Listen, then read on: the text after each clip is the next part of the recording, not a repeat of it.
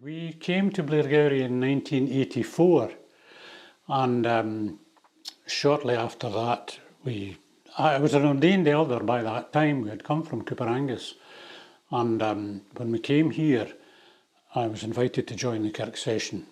That would be the following year, 1985, I think it was. And I was on the Kirk session, and then a few years later, I was invited to be the Session Clerk. I came in one Sunday morning and cornered, and I said, "Yeah, that's fine." And the person who asked me was inviting me, but telling me that I was the person to do the job.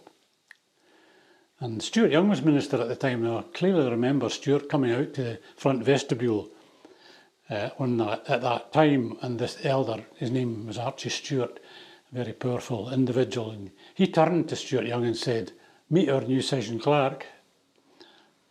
And then I went and sat down in the pew, and Margaret said, "You're fidgeting, what's wrong?" And I told her that's how it came about. And never was it in my mind to be in such an exalted position, if you like. It was an honour. I'd been an ordained elder, as I say, in Cooperangus, and I'd been on the congregational board there and in Ailith, where the church we attended prior to Cooperangus. That's when I started in office. 26 years. 26 years. From the beginning, clearly, I had to make my own mark in the position and be the clerk and the sort of almost the boss of the Kirk session you are, I think. And but unbalanced against speaking to predecessors, and there were two on the session at that time who had previously held that position. So yes, making my own mark and also listening to advice from people. Because fairly shortly after I took on the position, Stuart Young, the minister, decided to retire. And so we were in a vacancy situation. And so I had to learn pretty quickly procedures. They were called vacancy committee at that time. They're now called a nominating committee.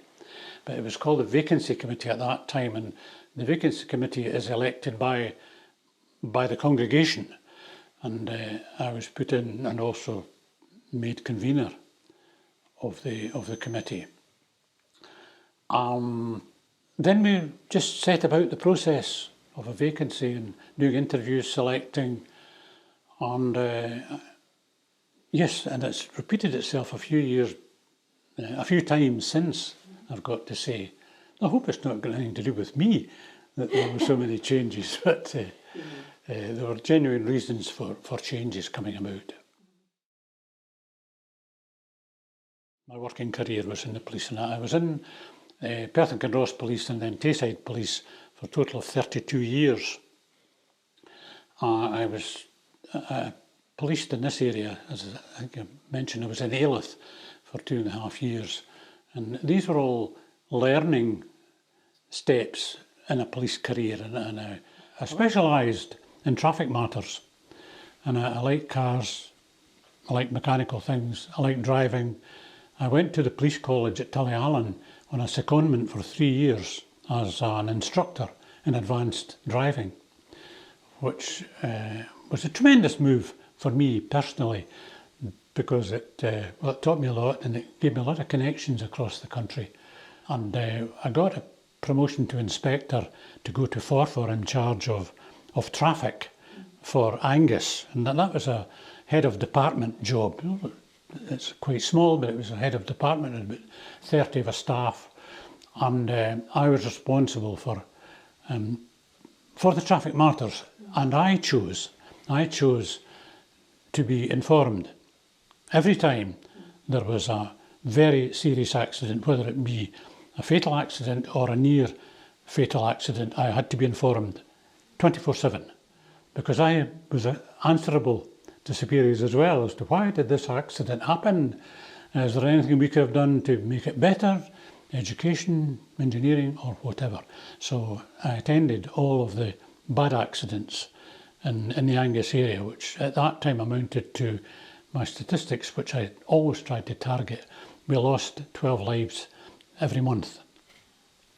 And it was always my target to reduce that. And sometimes we'd work for a few months and it'd be okay, and then it would go bad. And I worked with engineers, road engineers and road safety people. And these things continue. Roads have improved, cars have improved. That was the other matter which we have to be aware of. Cars are far safer now than they were when I started in the police in 1964. After that, and moved back into operational, what we call operational work in the police, and I became a chief inspector in Dundee, in charge of operational things there, in charge of policing in Dundee. I was born and raised in Callander in Perthshire, and Margaret and her family came to Callander on holiday, and we met at the public dancing in Callander. And we were only 16 at the time when we met, but we spoke on and off for a year or two and got married when we were 21.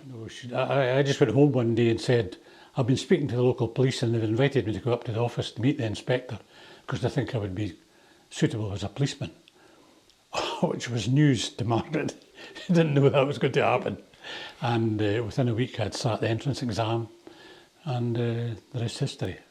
We had by that time bought our own house, and I was posted to Dunblane for a couple of years, so that's where we started. Yeah, from Dunblane we were transferred to Kinross. Our son was born in Dunblane. Well, he wasn't born in Dunblane, but when we were in Dunblane, he was born in Stirling. Then we were transferred to Kinross, and my daughter was born there. From there, I was 6 years in Kinross, which I thoroughly enjoyed.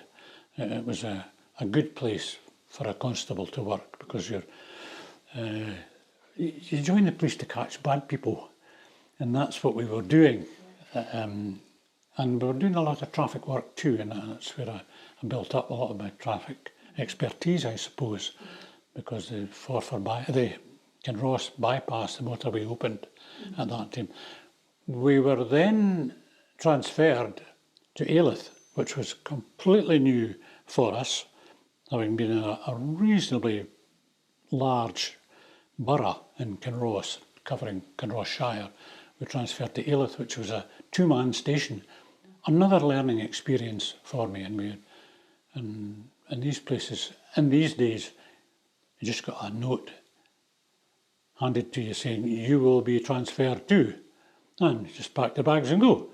Well, along with wife and family, yes, whether they liked it or not. Margaret and I were married in 1962 in her hometown in Dunfermline. So next in September will be the diamond wedding celebration. So absolutely, I was born to a Christian family. My parents were both regular church attenders. My mother more of a church attender than my dad, although he did go to church quite a lot. We went to church in Callander. That's where I joined the church. And everywhere that we've been stationed, that was one of the first things to do, was to join the church. Which church we're going to go to. And it's been lovely to go to all these different churches as we progressed through, not forgetting Blairgowrie, of course, when we got here. When the minister in St Mary's South transferred away, and the presbytery always have a plan. There's always a plan. And Presbytery had a plan that when there was a vacancy, the two churches in Blairgowrie would merge, because there were two by that time. Years ago, they probably had about 5 churches of Scotland in Blairgowrie, but we were down to the 2, and it was the decision that the 2 churches would merge. So whenever the minister at St Mary's South decided to move, the plan was put into place and negotiations started. Presbytery got involved, and it was, the Presbytery people from the outside looking in I've said, and I've heard them saying it, that was a wonderful union. Everything went so smoothly. Well, it wasn't really never all that smooth when you've got so many personalities involved. And I'm one of them, I suppose. There was a lot of work involved in bringing the union successfully together.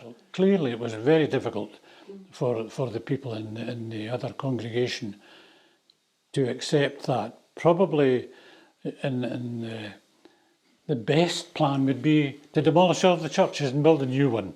That would be an easy answer, but that's practically that just couldn't happen. And the first decision to be taken was which place of worship would be used. And that was taken out of our hands as the Kirk Sessions. That was pretty well dictated to us because of the condition of each of the two buildings. And yes, it's never easy. It's never easy, but we put these things behind us. We put these things behind us. I can recall, if you don't mind me saying, I can recall that the minister who came, the first minister when the union took place was Donald MacLeod, who was a fantastic minister. I always got on famously with all the ministers, but Donald MacLeod was very, very good. Tremendous preacher. We were very fortunate to get him. And he was the minister who came and started the union. Quite a few times during his sermons, he would make reference to St Mary's South and St Andrews.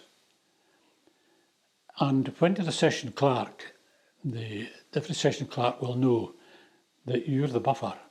People will come and do their moaning and groaning to you. And people came and said, look, it's past. We're a union. This is Blairgowrie Parish Church. But I remember saying to Donald, very quietly, could you please? Yes, he was that type of person. Superb individual who said, I take it. I've got the message. One of the past captains said to me just a couple of weeks ago, he said, I remember saying to you, are there differences between being a session clerk and being captain of the golf club? And I said, no brainer. The same problems. Dealing with people. And we don't always end up agreeing with things, but we have to do the best thing for whichever organisation you're dealing with, not for the individual, but for the organisation and for the people. My father was a life member in the golf club in Callander, and he just took me to the golf club, and I played with him, and brought up, and I didn't have a great deal of success as a junior. I was runner-up to the junior championship once when I was 14, but I was beaten by a 16-year-old, so I keep saying that, and I do meet that individual from time to time, and I do remind him that he beat me, but he was 2 years older than me. Yes, so and I did play golf. Yeah, I thoroughly enjoy golf. It's fantastic. Again, it's people. It's the social side that I do enjoy, meeting people. The clock has been here since 1902, and it was gifted to the church, and the bells were gifted as well. It was wound up by office bearers on a weekly basis, another duty rota for people. In the 80s, probably late 80s, when we decided to put an electric motor in to wind up the clock, which worked away not too badly. But then we progressed even further, and I think it was probably into the 90s when we decided to completely modernise the gear, and it's rather than these huge electric motors that we had before, we have this little box, smaller than a quarter the size of a laptop, and that controls the time of the clock. The clock chimed every hour, every half hour, every quarter of an hour, 24 hours. and that had gone on since 1902. So here we are, about 100 years later, a person complains that they couldn't sleep at night because the clock was chiming. Local authority was brought in, and the local authority deemed it to be excessive noise. We would require to switch off the chimes during the night, under threat of prosecution. So we took legal advice from the Church of Scotland in Edinburgh, and they were very supportive and fairly hopeful. So we prepared a case to go to court, and we took it pretty well to the line. And I spoke to the legal people in Edinburgh, and I said, "Tell me the truth. What are our chances?" And they said, 50-50. I said, "I'm not happy. I don't like this." So I took it back to the Kirk session, and they said, "Pull out of this," which was a wise decision. So that's when we put a timer on. Timer wasn't all reasonably successful. It was reasonably successful, but we completely modernised, and the timer now makes sure that the clock does not chime during the night. When we started that system, there were hiccups from time to time when the clock would chime. By Jove, the complaining neighbour was very quick, and local authority, they just told the local authority came back to me, to the Session Clerk, saying, "We'll prosecute you if you don't sort this." So we got it, that's when we got it more modernised, I suppose, with this new computerised setup, which works pretty well. And all that it requires now is for someone to change it spring and winter for timings. You have to change the clock forward or back, spring or autumn. But the thing was, quite a few of the neighbours who were members of the church who said, "I'm waking up during the night." And I can think of one particular lady who was on her own saying, "I'm waking up during the night and I hear it chiming 4 o'clock. I think, oh, that's lovely. And I go back to sleep again." They took comfort from it. But I can understand the reasoning behind it. So that's where we are with the clock. If that changes church-wise, we have made a few changes from time to time.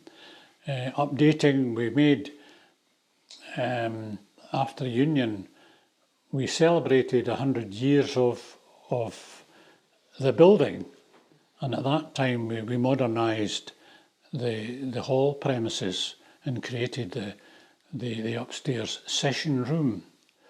And prior to that there was a stage through in the hall where the performances could take place. And we removed the stage, created a meeting room at the back where the stage used to be. I see these as changes, and we've done our best to modernise. I see in the building, I see changes in the disabled access. We've done our best to update, and working through presbytery, which I have done for quite a number of years, and visiting churches all over Dunkeld and Meagle Presbytery, I do know that this church is held up as a good example of keeping modern and keeping up with the times and keeping in good condition.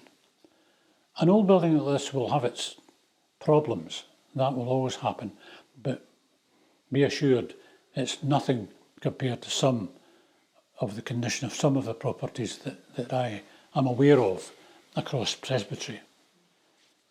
Mission is a huge problem for the Church of Scotland right across the board.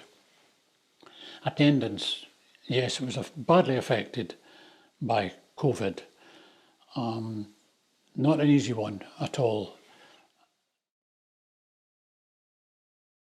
I've seen a lot in my police career.